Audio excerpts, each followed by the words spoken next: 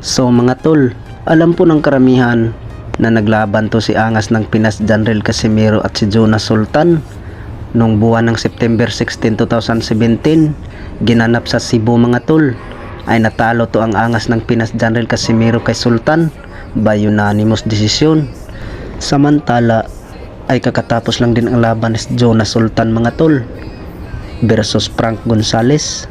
Ay nakuha ang panalo ni Jonas Sultan by unanimous decision, pero pinabagsak ni Jonas Sultan itong si Frank Gonzales. Pinabagsak sa round 2 at pinabagsak sa round 5 hanggang umabot sa round 10 ang laban nila mga tol, kaya nakuha ang panalo ni Jonas Sultan by unanimous decision.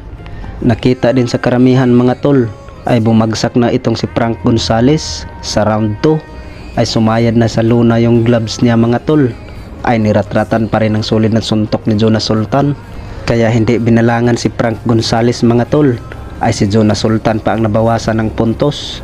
Samantala ay panalo si Jonas Sultan mga tol. Ay balik din tayo kay Casimiro. Sa interview ni Jonas Sultan mga tol ay kung sakali daw magrematch sila ni angas ng Pinas Janril Casimiro ay lalaban daw siya pag may kontrata. Sabi din ng karamihan mga tol ay wala daw mapapala si angas ng Pinas Janril Casimiro paglalaban daw siya ni Jonas Sultan at magrematch sila. Sa hindi nakakaalam mga tol ay pareho tayong Pinoy, wala tayong sinisiraan, ay mataas ang ranking ang angas ng Pinas Janril Casimiro pag ikukumpara niya si Jonas Sultan.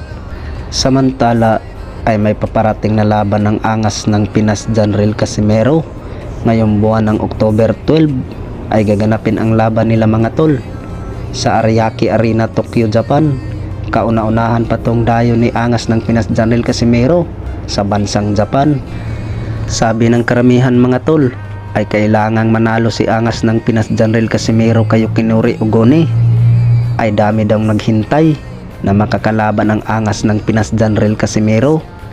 Isa na rin tong iyang hinahamon niya na sina Naoya Inoue, dahil daw kung sakali ay matalo ang angas ng Pinas Janril Casimiro kay Yukimura Ogoni ngayong buwan ng October mga tol, ay wala na daw gana na lumaban si Naoya Inoue kay angas ng Pinas. Banat ni angas ng Pinas Janril Casimiro mga tol ay mamugot na naman siya ng ulo ngayong buwan ng October sa bansang Japan. Nakita naman natin mga tol na batak ng kanyang katawan sa pag-iinsayo, dahil ay pinaghandaan talaga itong si Yukimura Ogoni ng Japan. Ay hindi siya magkukumpiyansa mga tol, para pagbalik daw niya ng Pilipinas mga tol ay matagumpay.